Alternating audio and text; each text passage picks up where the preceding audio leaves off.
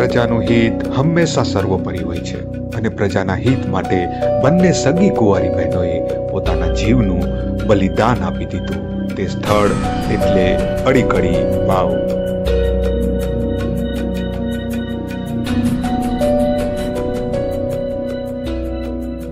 અને પક્ષીઓનો, ખાસ કરીને કબૂતરનો કૂકવવાનો એ અવાજ આ વાવને ગુંજવે છે. આ વાવની એ ભવ્યતા, એ દિવ્યતા દેખાડે છે. અને આ એ પથ્થર તમે જોઈ શકો છો કે વર્ષોથી પવનના થપેટા ખાઈને આમાં મોટી મોટી તિરાડો બની ગઈ છે. તમે જોઈ શકો છો. તો ચાલો બ્લોગ્સમાં મારી સાથે બન્યા રહેજો.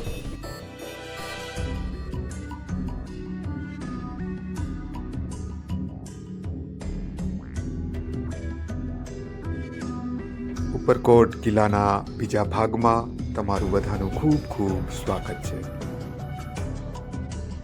તમને અડીકડી વાવ બતાવવાનો છું અને અહીં તમે જોઈ રહ્યા છો કે અહીં સાઇનબોર્ડ જે લગાડેલું છે, આ તરફ જે રસ્તો જાય છે તે નવઘણ જે કૂવો છે, જે ઐતિહાસિક કૂવો છે તેના તરફ આ રસ્તો જાય છે. અને સામે તમે જોઈ રહ્યા છો કે અહીં આરામ કરવા માટે ખૂબ સરસ અહીં આ ગજીબો બનાવવામાં આવ્યો છે.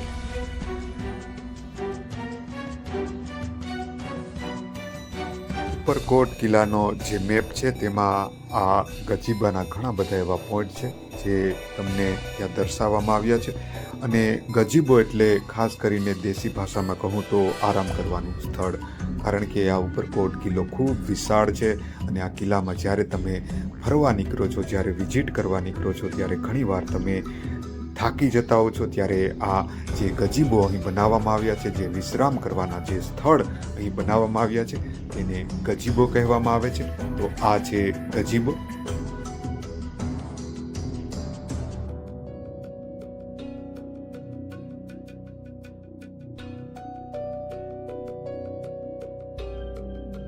તો આપણે એકદમ અડીકડી નામની આ વાવની એકદમ પાસે આવી ગયા છીએ.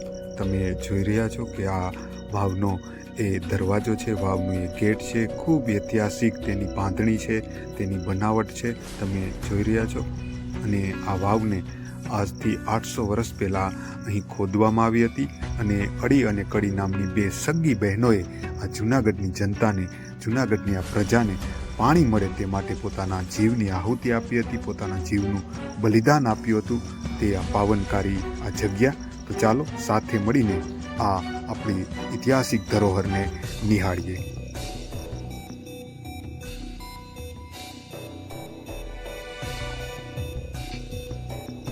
વાવમાં પ્રવેશતાની સાથે જ અહીં એક પથ્થરમાં અડીચડી વાવ કોતરેલું તમે વાંચી શકો છો. અત્યારના સમયમાં આપણે અડીકડી વાવ તરીકે આ વાવને ઓળખીએ છીએ, પણ કદાચ ભૂતકાળમાં આ વાવનું નામ અડીચડી વાવ હોઈ શકે, કારણ કે અહીં પથ્થરમાં કોતરેલું છે. અડીકડી વાવના ઇતિહાસની વાત કરીએ તો અડીકડી વાવને રા ખેંગારે 15મી સદીની આસપાસ આ વાવને બંધાવી હતી, એટલે કે આ વાવને ખોદાવી હતી. અને જ્યારે આ વાવને ખોદવામાં આવી ત્યારે આ વાવમાં પાણી આવ્યું ન હતું. તેથી રાજા ખૂબ દુઃખી થયા હતા અને ત્યારે બ્રાહ્મણોને, એ જ્યોતિષોને બધાને વાત કરી કે તમે કોઈના કોઈ એવો ઉપાય બતાવો કે આપણે આ જે વાવ ખોદી છે તેમાં પાણી થાય. ત્યારે બ્રાહ્મણોએ, એ જ્યોતિષોએ એ રાજાને કહ્યું હતું કે કોઈ કુંવારી બે સગી બહેનો જો આમાં આહુતિ આપે, બલિદાન આપે તો આ વાવમાં પાણી થશે. ત્યારે તે સમયમાં એતી અને કેતી નામની બે સગી બહેનો જૂનાગઢની આ પ્રજાને પાણી મળે, આ જૂનાગઢની પ્રજાને જીવતદાન મળે તે માટે પોતાના જીવની આહુતિ દેવા માટે આ બંને સગી બહેનો તૈયાર થઈ હતી. અને ત્યારે આ અડીકડી વાવમાં આ બંને સગી બહેનોએ પોતાના જીવનું બલિદાન આપ્યું હતું. તેથી જ આ વાવને અડીકડી વાવ કહેવામાં આવે છે. તે સમયમાં આ વાવને એતી કેતી વાવ પણ કહેવામાં આવતું હતું.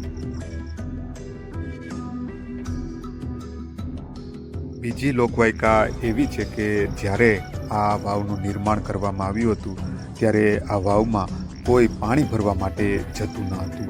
ત્યારે રાણક દેવીની બે દાસી હતી, એટલે કે એતી અને કેતી તેનું નામ હતું. અને આ બંને સગી બહેનો પહેલીવાર આ વાવમાં પાણી ભરવા માટે ગઈ હતી અને તેથી જ આ વાવનું નામ એતી કેતી વાવ પણ પડ્યું હતું. હાલ આ વાવને અડીકડી વાવ કહેવામાં આવે છે. આવી પણ એક લોકવાયકા છે. અડીકડી વાવની ખાસિયત અને ખૂબીની વાત કરીએ તો આ વાવ માત્ર ને માત્ર એક જ પથ્થરમાંથી બનેલી છે. અને આ વાવમાં પહેલાં 172 જેવા પગથિયા હતા. અત્યારે રિનોવેશન આ વાવનું કરવામાં આવ્યું છે અને અત્યારે આ વાવના 192 પગથિયા છે. વાવનો ગોળ પરિઘ એટલે કે તેનો રાઉન્ડ છે તેની લંબાઈ 45 ફૂટ છે અને આ વાવની ઊંડાઈ 150 ફૂટ જેવી છે. અને આ સેમસ્ટોન નામના પથ્થરથી આખી આ વાવ બનેલી છે, એટલે કે ભૂખરા પથ્થરથી આ વાવ બનેલી છે. લાઇમસ્ટોન હોય છે તે બહુ ઠંડો હોય છે, એટલે કે જે માર્બલ તેને લાઇમસ્ટોન કહેવામાં આવે છે. પણ આ જે વાવ બનેલી છે તે સેમસ્ટોનના પથ્થરમાંથી બનેલ છે, એટલે કે ભૂખરા પાણામાંથી.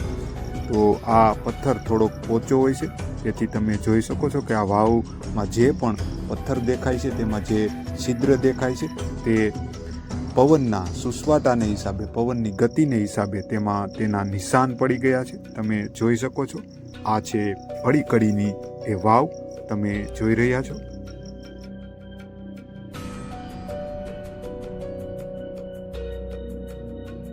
અત્યારે આપણે વાવની એકદમ નીચે આવી ગયા છીએ અને સામે તમે પાણી પણ જોઈ રહ્યા છો. તમારા અને મારા માટે આ પાણી એકદમ સામાન્ય છે, પણ આ પાણીને પ્રગટ કરવા માટે બે સગી બહેનોએ પોતાના જીવનું બલિદાન આપ્યું છે. તે આપણે ક્યારેય ન ભૂલવું જોઈએ.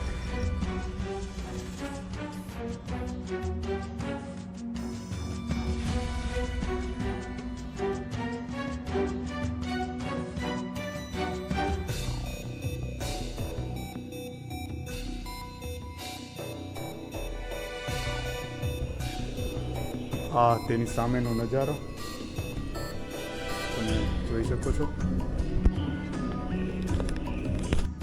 તો આ હતી અડીકડી વાવ. મારા બ્લોગ્સમાં તમને મેં બતાવી કે એની ભવ્યતા, એની દિવ્યતા અને આપણી એ અમૂલ્ય વિરાસતને સંભાળીને વર્ષોથી અડીખમ આ વાવ આજે પણ તમે જોઈ શકો છો કે કેટલી સુંદર આ વાવ છે. તો હજી પણ અહીં એક વાવ છે અને તે વાવનું નામ છે નવઘણ કૂવો. તો આગળ મારી સાથે બ્લોગ્સમાં બન્યા રહેજો. હું તમને એ નવઘણ કૂવો પણ મારા બ્લોગ્સમાં બતાવીશ. તમે જોઈ રહ્યા છો ભવ્યતા, દિવ્યતા આ વાવની. આ છે અડીકડી વાવ, તમે જોઈ રહ્યા છો.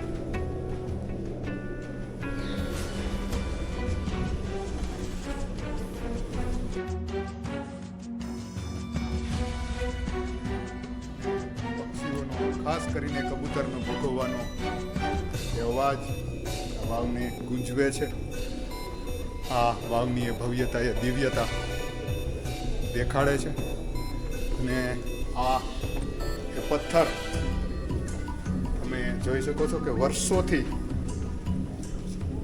પવનના થપેટા ખાઈને આમાં મોટી મોટી તિરાડો બની ગઈ છે. તમે જોઈ શકો છો. તો ચાલો બ્લોગ્સમાં મારી સાથે બન્યા રહેજો. ખરેખર આ બ્લોગ્સ બનાવવાની મજા પણ આવી છે. તો બ્લોગ્સમાં મારી સાથે બન્યા રહેજો. હજી પણ ઘણું બધું જોવાનું છે અને હું તમને મારા બ્લોગ્સમાં હવે આગળ, એટલે કે નવઘણ કૂવો છે, ખોડિયારમાંનું એ ખૂબ સુંદર સ્થાનક છે, એ મારા બ્લોગ્સમાં બતાવીશ. તો બ્લોગ્સમાં મારી સાથે બન્યા રહેજો.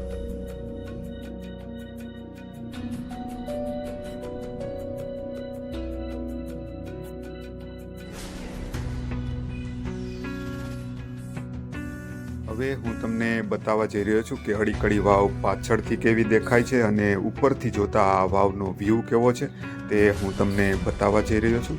આ છે ઉપરકોટના કિલ્લાની એ ખૂબ મજબૂત દિવાલ. આ દિવાલની પહોળાઈ 15 ફૂટ જેવી છે અને આ દિવાલની એક બાજુ અડીકડી વાવ આવેલી છે અને તેની એકદમ સામે ગરવો ગિરનાર આવેલો છે, તમે જોઈ રહ્યા છો. આ એક વ્યૂ પોઈન્ટ પણ છે. આ વ્યૂ પોઈન્ટને ખૂબ સારી રીતે હું મારા આગળના બ્લોગ્સમાં તમને બતાવીશ. અને સામે તમે જોઈ રહ્યા છો ગરવો ગિરનાર, અને ગરવા ગિરનારની સાથે વાતું કરતો આપણો આ ઐતિહાસિક ધરોહર એટલે કે ઉપરકોટનો કિલ્લો તમે જોઈ રહ્યા છો. અને આ દિવાલની એકદમ બાજુમાં અડીકડી વાવ આવેલી છે. તો ચાલો આપણે આ ઐતિહાસિક વાવને ઉપરથી નિહાળીએ. તો આ છે અડીકડી વાવ, અને અડીકડી વાવનો ઉપરનો વ્યૂ કાંઈક આવો છે કે જ્યારે ઉપરથી તમે આ વાવને જોવો ત્યારે આ વાવ કાંઈક આવી લાગે છે, તમે જોઈ શકો છો. આ વાવની ઊંડાઈ છે 150 ફૂટ અને આનો ઘેરાવો છે 46 ફૂટ, તમે જોઈ શકો છો.